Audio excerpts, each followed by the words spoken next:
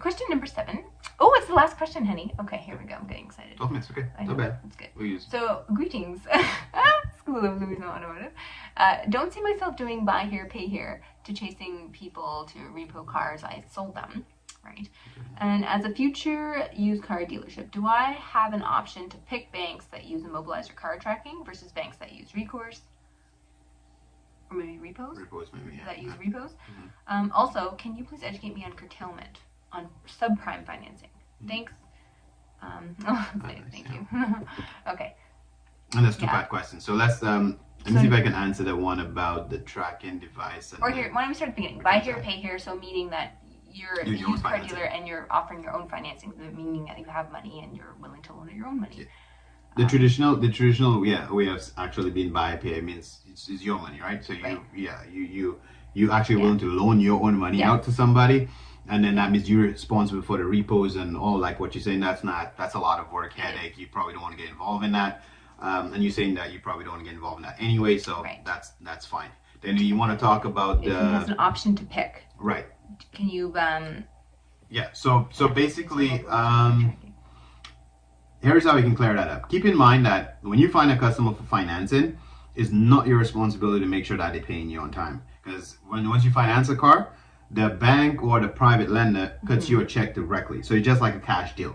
You get your money for the car, and it's that finance company responsibility to make sure the person pays on time. And if it doesn't pay, then they go report the car. It have nothing to do with you. So you don't really have to worry about which bank uses immobilizers and which bank uses repos. Because if it's a subprime loan, a lot of lease to owns or they call it a lease just because it's easier to flip it back in their name. But a lot of high risk lenders use those trackers and they shut the car off if you don't pay and that kind of stuff. But again, that's not your headache. You don't have to worry about that. So if the bank qualified the customer, then like you're saying, they qualify the customer based on the risk they're willing to take. So that's why they give them a subprime, loan, I guess, right? So then that's all on the bank. It's not your headache. So whether or not to, I guess, so you're saying if you can choose a bank, I would say the answer to that is no. Once you get the customer approved, the bank will decide if it's a subprime loan, if it's a prime loan, if they need to track the car, if they need to report the car. But again, it's not your headache. You're going to get paid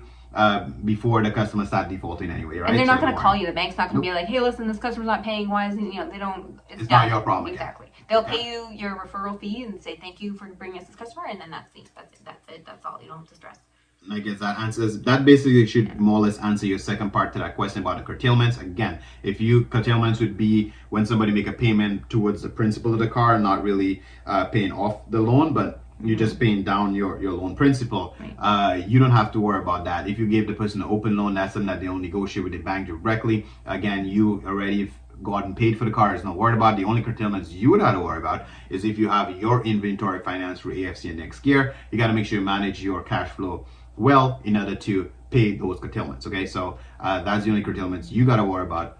Don't worry about the customer curtailment, worry about yourself. Right. So if you're not doing buy here, pay here, and you're referring your customers to the banks, or you're referring them to, you're strictly the middleman, right? And so you don't have to worry. They can still come to you if they have a question about their loan, and then you can always refer them. Okay, well, who's your lender? Okay, let's see. Do you have your contract? What were the terms? Like, you can kind of help them through that way if you kind of want to, because we find that customers always come back to the dealer, even though we have no idea, you have no power of the loan, but we have no power of the loan, and neither does the bank come and chase us down if a customer, if we send them 5 shitty customers who don't pay, they don't care. What I'm saying, that's not that will not be your problem. That's right. If they qualified the customer for a certain payment, then that's on them, right? All right, guys, I think